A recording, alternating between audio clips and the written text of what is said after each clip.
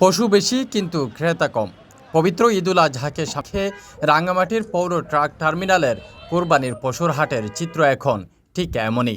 জেলার অন্যতম এই হাটে গরুর উপচে পড়া ভিড় থাকলেও বিক্রেতাদের মুখে হাসির বদলে কেবলই দীর্ঘশ্বাস।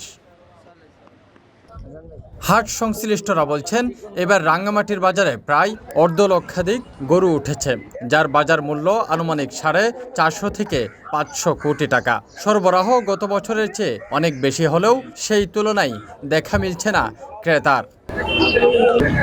ক্রেতাদের অভিযোগ, বাজারে পশুর অভাব না থাকলেও বিক্রেতারা দাম হাঁকছেন চড়া। অনেকেই দরদাম করে শেষ পর্যন্ত খালি হাতেই বাড়ি ফিরছেন। দাম অনেক বেশি।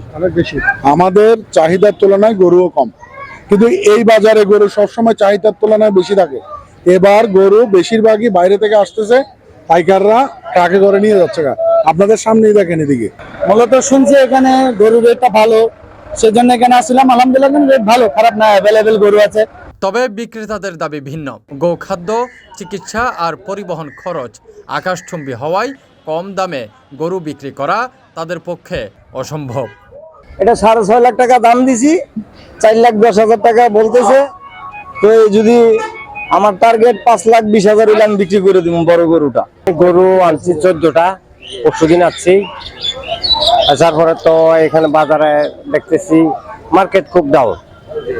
যে গরুটা 80,000 দাম দেয় সেটা বলে 50,000, যেটা 1.5 লাখ দাম দেয় সেটা বলে 70,000। তবে হাট ইজারাদারদের মতে ঈদের আগের দিন পর্যন্ত পশুর সংখ্যা আরও বাড়বে। তবে শেষ মুহূর্তে ক্রেতা বিক্রেতার এই মনস্তাত্ত্বিক লড়াইয়ে কার মুখে হাসি ফুটে সেটাই এখন দেখার বিষয়।